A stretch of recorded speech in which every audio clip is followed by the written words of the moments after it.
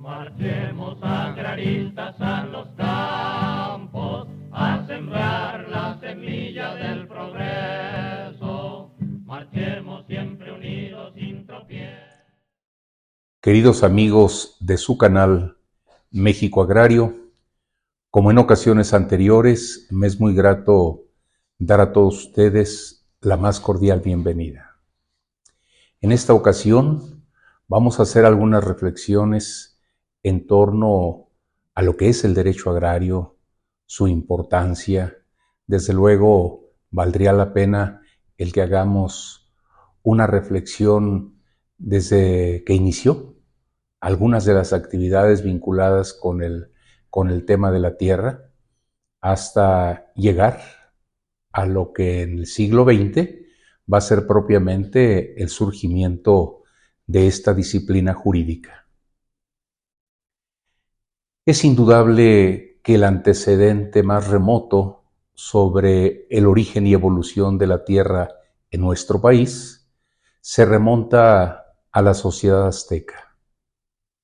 Se ha dicho que se adelantaron un poco al contrato social de Juan Jacobo Rousseau, porque en la sociedad azteca había una verdadera estratificación social. Podríamos nosotros decir que antes de la llegada de los españoles había diversas formas de tenencia y explotación de la tierra. Sin embargo, voy a referir el comentario particularmente a dos, que son las formas de propiedad que quizá hasta nuestros días seguimos conociendo. Sí, con evolución, pero sin embargo, ahí están. El ejido.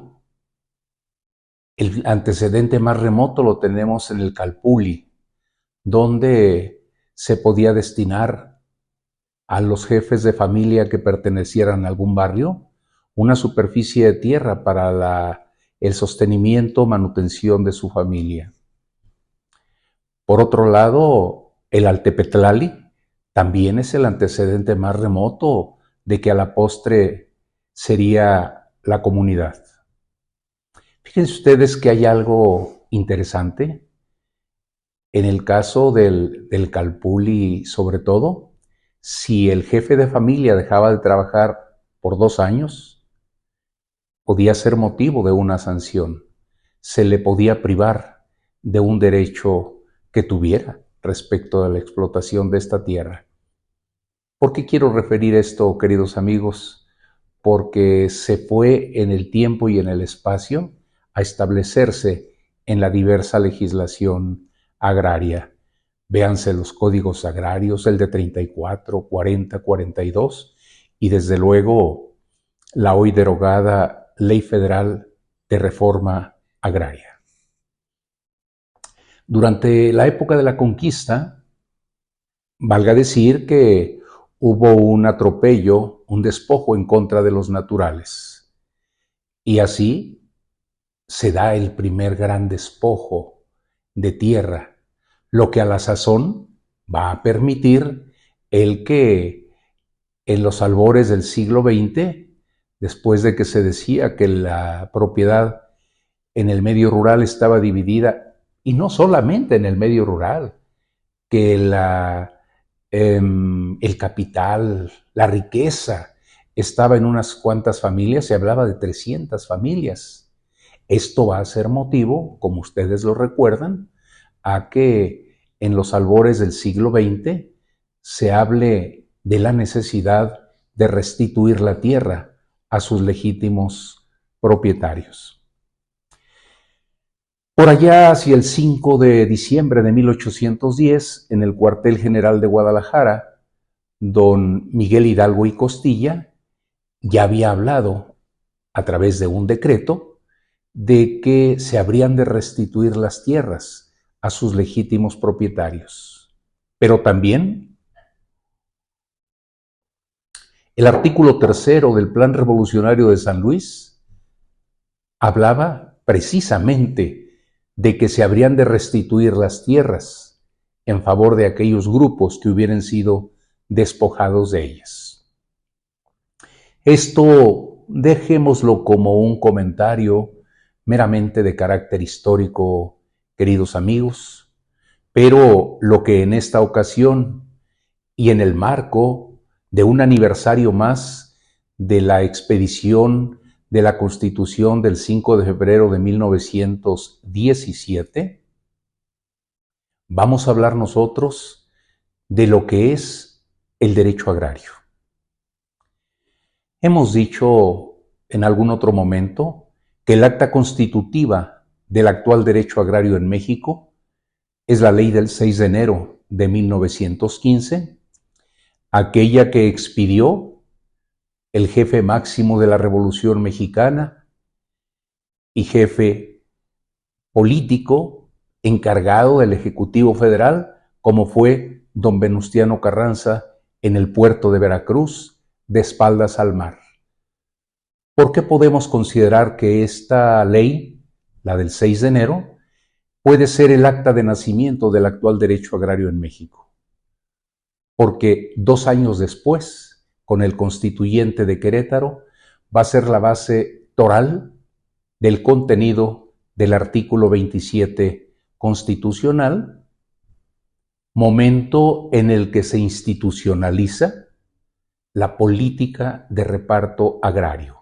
Esto es, que se va a establecer un procedimiento para conceder tierras en favor de aquellos grupos que carecieran de ellas, o bien que se pudiera restituir la tierra en favor de grupos étnicos, de grupos que tuvieran algún antecedente sobre la propiedad de carácter comunal, véase algún título virreinal, sobre todo para esta época.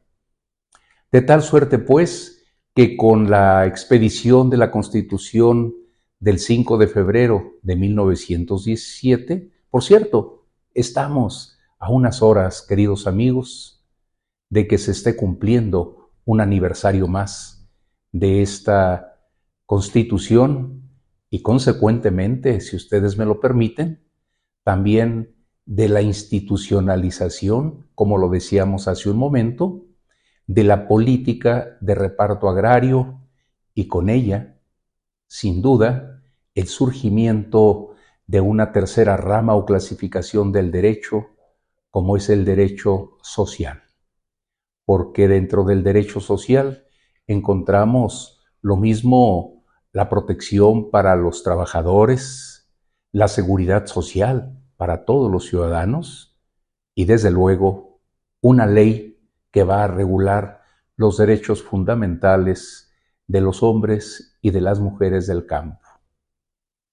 ¿En qué ha consistido, amigos, por poco más de 75 años, la política de reparto agrario?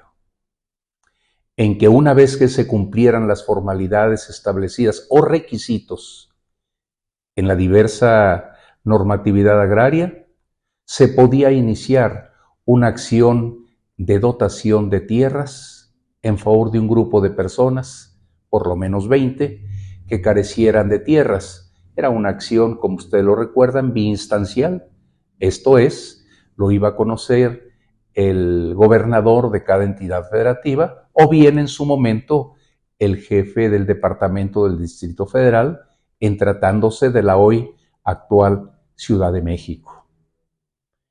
Se iba a conocer y a resolver en una primera instancia a través de un mandamiento del gobernador para posteriormente, a través del conocimiento del Cuerpo Consultivo Agrario, se iba a iniciar la segunda instancia, misma que sería del conocimiento y resolución del presidente de la República, quien estaba considerado como la máxima autoridad en materia agraria.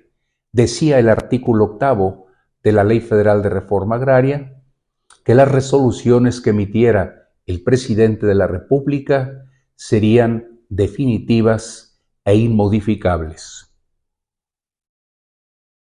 De esta forma, hoy en día contamos con poco más de 32,000 núcleos de población ejidales y comunales, en donde podemos encontrar el 50.5% del suelo nacional en propiedad social. Esto es, queridos amigos, lo que entre otras cosas va a regular el derecho agrario. Ustedes me podrían decir, oye Rubén, pero ¿qué podemos entender como derecho agrario? Hemos comentado en algún momento que se podría definir como el conjunto de normas jurídicas, doctrina y jurisprudencia de carácter social, tendentes a regular las diversas formas de propiedad en el medio rural, así como su producción, distribución y comercialización de sus productos. Consecuentemente, vamos a tener nosotros un grupo de sujetos de derecho agrario, que hoy asciende a poco más de 5 millones de ejidatarios y de comuneros. Regula la propiedad de carácter ejidal, de carácter comunal y todo lo que ello conlleva, porque recordemos que los núcleos de población no solo tienen tierras, tienen bosques, tienen agua.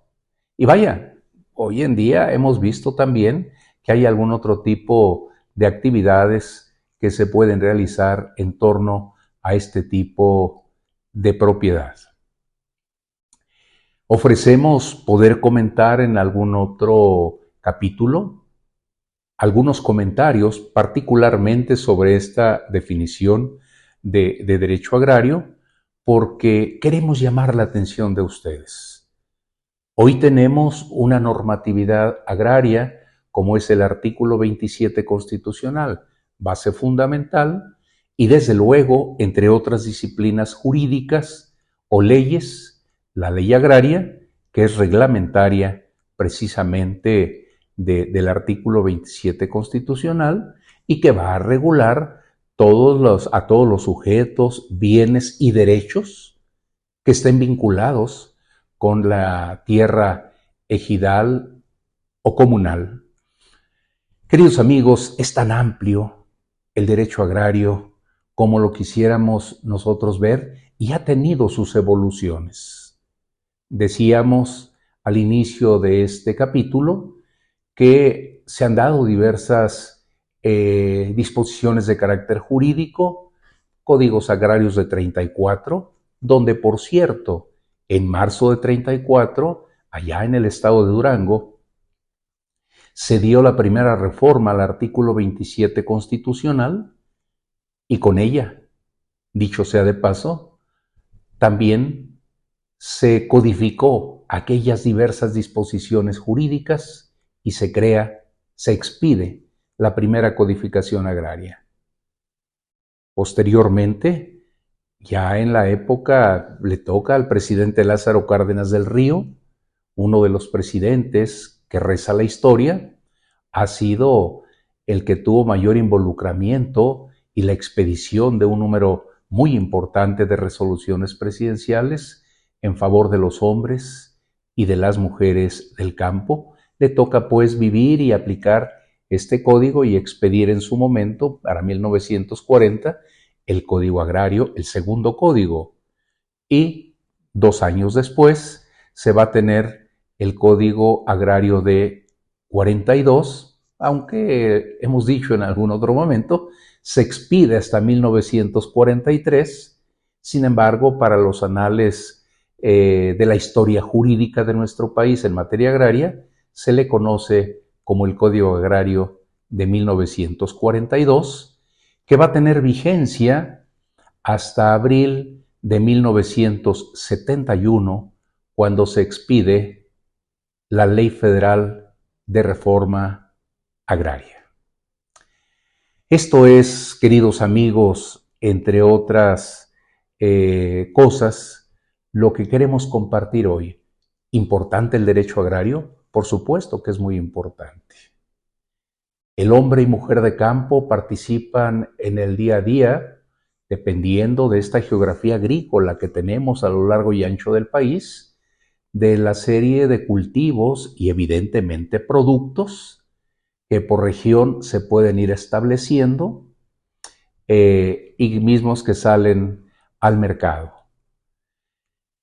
Podríamos además agregar, ahora que digo de geografía agrícola, que México tiene una vastedad y calidad de la tierra, pero esto evidentemente va a llevar consigo el que, dependiendo de la región, haya una producción distinta, véase en semillas como es el maíz, el trigo, el frijol, la cebada, así como las hortalizas, las frutas, la ganadería y la pesca.